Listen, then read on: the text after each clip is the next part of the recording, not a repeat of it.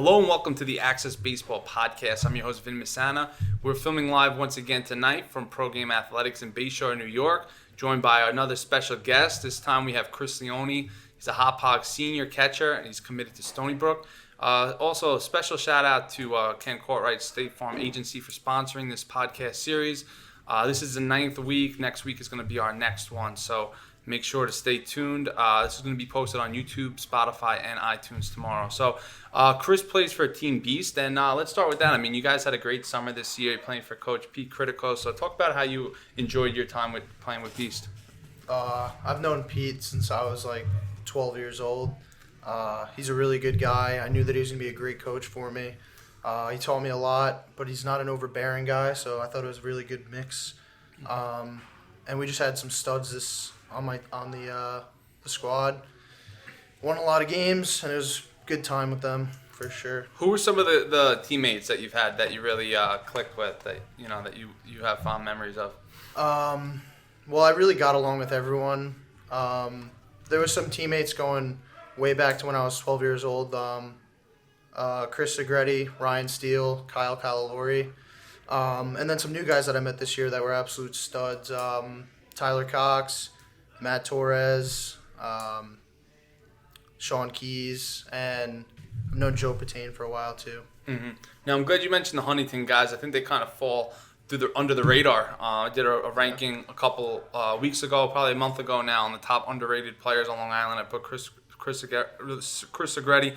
Now, tell our audience a little bit about those Huntington guys. I know they have a couple good players. Kyle Calalori, you mentioned as well. So, what do they bring to the table? Well, they're definitely underrated in my opinion. They're really solid baseball players all around. They hit, they play the field, they can pitch if you need them to, and they're just always locked in. They're never somewhere else. Yeah, mentally. I hear you. So now you're committed to Stony Brook. Can you tell our audience a little bit about how that came to be and why you chose Stony Brook?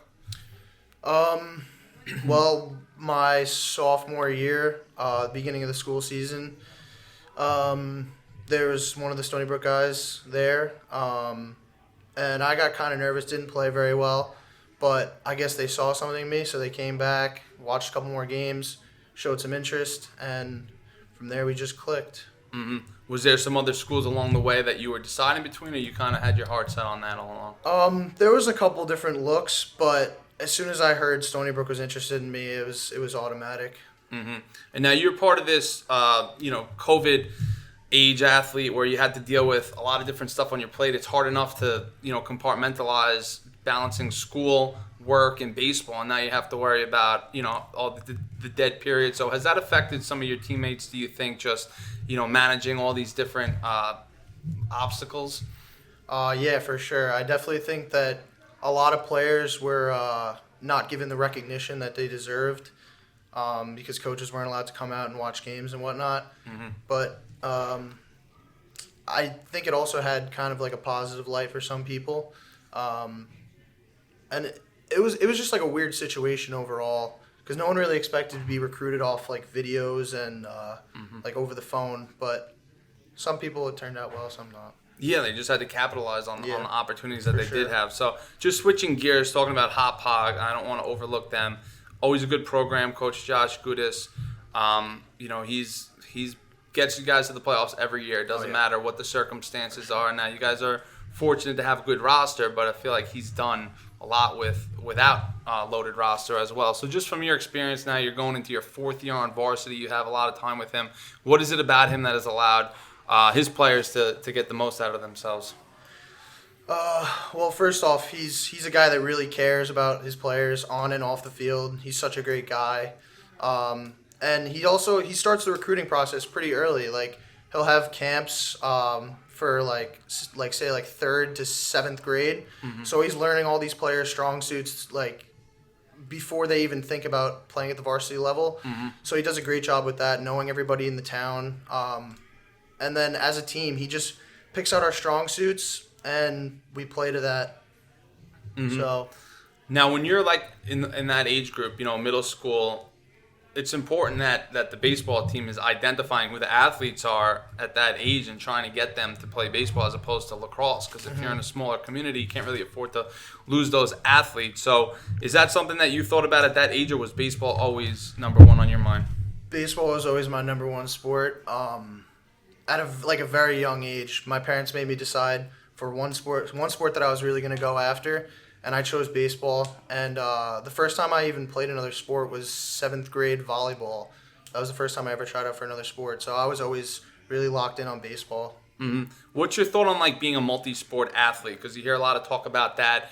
I mean, you mentioned volleyball, but I mean, do you think that's important for younger athletes just to kind of distinguish themselves and develop those other muscles that maybe they don't use so much in baseball? Yeah, for sure.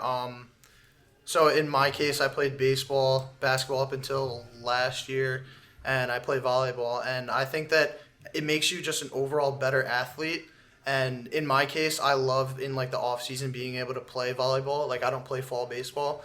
I really enjoy like having a break from it and playing something else. I think it just like helps my mental state with the sport. Yeah, and also not putting so much wear and tear on your body as a catcher. I just wanted to talk about that because I haven't had too many catchers on the podcast. I mean, is that something that you kind of got stuck back there when you were younger and just realized that you liked it? I mean, what was it that drew you to that position? It was like everybody tried out for a position, and everybody tried out different positions, and I just fell in love with it as soon as I was back there. I loved it. The first day catching, I asked my parents, I was like, can I get catcher's gear? Like, I really want it. And they were like, no, you don't need it. You'll just keep borrowing people's. And I was like, no, like, I really love it. So I just fell in love with it the second that I put the gear on. Mm-hmm. And how important is it to develop all the aspects of catching? I feel like it's come a long way. Years ago, it was just if you hit the ball really hard, you were considered, a pro. It was a bonus if you could bring anything to the table offensively. Yeah. Because the focus was always defensively for a catcher, but I think it's kind of come full circle now, where it's like you're looking for a player that can do it all back there. You're not just throwing back the heaviest player. It's not just like you mentioned. You got to be athletic, pitch framing. So how important is it to develop all aspects of your game as a catcher? Honestly, it's everything because nobody wants to throw to a catcher that's not receiving the ball well, stealing strikes for his pitcher. Nobody wants to throw to a catcher that can't block the baseball. You know, you don't want everything flying around on a wild pitch. Pretty much everything. You got to be solid back there. People want to throw to you, and then you have better chemistry with your pitcher. Now, on the downside of that, though, if you're working on everything, it does make sense that you would probably fall into slumps and let it affect certain aspects of your game. So if you're let's say you're going through a slump offensively, does it kind of wear on you a little bit because now you're worrying about two different things as opposed to, let's say, a first baseman's going through a slump? They're not really putting too much effort into their defensive work. Yeah. They're worrying about getting the bat going. Yeah. I definitely say being like a catcher is somewhat like being a pitcher because you're really focusing on that defense like over everything because you and the pitcher, it's pretty much the whole game right there. So you got to be locked in back there. So I definitely think that plays a role with your offensive performance. But yeah, you're in the lineup. So you got to be able to do both. Yeah, that's one thing that I think catchers struggle with. They kind of bring out their offensive struggles maybe back there. Next thing you know, you're clanking one off the glove and you're giving out extra bases. So it's something that you got to stay on top of. Yeah. And on the other aspect of catching is developing a rapport with pitchers. I spoke with a lot of pitchers on this podcast, just talking about that importance of chemistry. But it's easier said than done. Every year you're getting a new set of pitchers. Maybe not all of them is easy to catch. So are there ever times where you do struggle to develop a rapport or just to get on the same page with calling pitches with guys? Yeah. Honestly, I try to build like a relationship, say like with a new pitcher that I like just met. Say I go to a new team and I meet a new guy. I try to build a relationship outside of the like baseball, just like mess around with them, like trying to get closer with them. Yeah. And I think that builds like a stronger connection because they trust you, so they won't be like calling you off as much and like disagreeing. So as soon as you have a better relationship off the field, I think it translates to the game. Gotcha, understand. And then just catching bullpens as well too. You want to be familiar with your pitchers. Are there any types of pitchers, not like individual guys single out, but just types of pitchers that are tougher to catch, whether it be guys that have a heavy ball or throw a lot of breaking balls or anything like that? I think it's the guys that are a little wild on the mound, even like mentally a little wild. They're not always there. They're like sort of a head case. Yeah. Because they're kind of they're unpredictable. Going. You don't know exactly what they're going to throw. They're just unpredictable. Yeah, whereas pitchers that are around the strike zone, you kind of know, even if it's going to be a breaking ball, where where it's probably going to end up. So, now let's talk about going back to Hop Hog a little bit. The 2021 team. I didn't get a chance to see them last year, obviously, so I don't really know outside of you what the talent is like. So, can you give us a little going around the diamond, or maybe what the strength of the team is? I definitely think there's some important parts of the team this year. I think that Alex O. In center field, he's the definition of Hop Hog baseball. He's a scrappy baseball player. He plays small ball, but he's extremely competitive, and he's one of the best ones out there. So I think that he's definitely a big part of it. I think Anthony Russo is bringing a big bat into the lineup this year. In that school ball tournament, he was absolutely raking. Both the Neglias in the rotation, they're going to be absolutely insane. They live in the strike zone. They got good stuff. So there's going to be some important parts of the team this year, for sure. Yeah, and we know they're a step behind the plate with you. And it's kind of funny, Hop Hog has had a pretty strong lineage of catchers over the years. I mean, P.J. Contreras, going back to him, Matt Reistetter, and it just seems like, for whatever reason, every year. I mean, what do you attribute that to? Do you think that those guys give back to the program and they spend a lot of time around, like, the clinics, and they're, maybe they're motivating younger guys? Oh, yeah, for sure. Yeah. I met P.J. when I was in 7th or 8th grade, and I think he was a senior, just graduated. And yeah, he was working the clinics just like we are now. And I'm just trying to follow the legacy of great catchers coming out of Hop Hog. Yeah, it's pretty crazy for a small school, and it's just like a very specific thing. You guys, Hop Hog has great catchers for whatever reason. So actually, you mentioned that town tournament, the Town of Brookhaven tournament last year. Yeah. I mean, in my opinion, that was great. It was a perfect thing that was needed at that time. I mean, nobody thought there was going to be baseball that early in the year, and then here we go with a 40-team tournament. I mean, looking back on it now, how cool was that just to get that last opportunity to play with the seniors last year? Oh yeah, that was awesome because a bunch of those seniors were like really, really good friends of mine, and after they canceled the season, we thought we were never going to be able to play again. And that was just heartbreaking that we didn't even get to have another practice or anything like that. So that tournament was great. It really saved the season, I would say. Yeah, I think hats off to Town of Brookhaven for pulling that off. That was a lot of fun.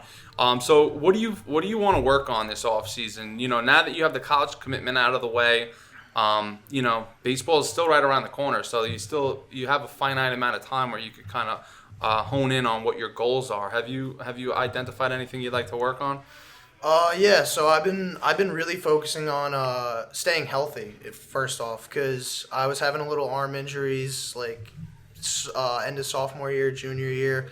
I wasn't all there in my elbow, so I'm back healthy now. Trying to stay healthy, doing everything I can, trying to learn as much as I can. And right now, just working on power. I'm trying to get a lot stronger, a lot bigger, start driving the baseball. And, just become stronger. Are you just working out in the gym, or are you working with any instructors? So, yeah, I'm working out at the gym, and then I'll pop into, Belding, Adam Belding. Yeah, he's great. He's taught me a lot, and I can't wait to go back to him. I haven't been there in a couple months, but definitely going back there. Yeah, popular spot for the Hop Hog guys, I know for sure. Yeah, Nick Fan, for sure. Guys there. Yeah, it's right in the center of Hop Hogs. Yep, right off the expressway. And on a personal note, do you have any goals that you'd like to set for next year? I just want to have a successful season, and hopefully we can make our way to the county finals. Yeah. Win or lose, I just want to get there. Just a team guy. I love it. Oh, yeah. So before I let you go, a couple more rapid-fire questions here. Favorite pregame meal? Pregame meal. I love a Metrics bar. Big muscle guy. Yeah. Any superstitions? I mean, like anybody else, I don't step on the lines before the game. That's about it? That's pretty much it, yeah. Not like lefty pitchers. Nah. We're more of the superstitious type. How about this? If you had one teammate that you could get quarantined with, who would it be? One teammate. I'd have to give that one to Brandon Oswald. Okay. How about favorite musical artist? I'm a big Roddy Ricch guy. All right. Yep. Favorite app on your phone? It's got to be Snapchat, most used one. How about favorite baseball player? I'd say Bryce Harper, Okay. gritty guy. How about favorite catcher? Favorite catcher, Wilson Contreras. Okay. And what was the best baseball trip that you've been a part of? Probably when I was 12 years old, we went to Ripken, and you stayed on that like hotel on the field. That was pretty cool. I'll never forget that for sure. Absolutely. And any prediction? Who is going to sign JT Realmuto? I don't know. I don't know. No team you want to throw out I there? have no idea. I would say the Mets. I think are the favorites right now, just because of the financial situation. But who's your favorite team? I am a Mets guy, but You didn't want to go out on a Yeah. limb and say it? You don't want to jinx it. All right. So, Chris, thank you very much for the time. Thank you to Pro Game for hosting our podcast once again this week. Thank you to Ken Courtright, State Farm Agency. And next week's the last one. So tune in to our announcement of who's going to be the final guest.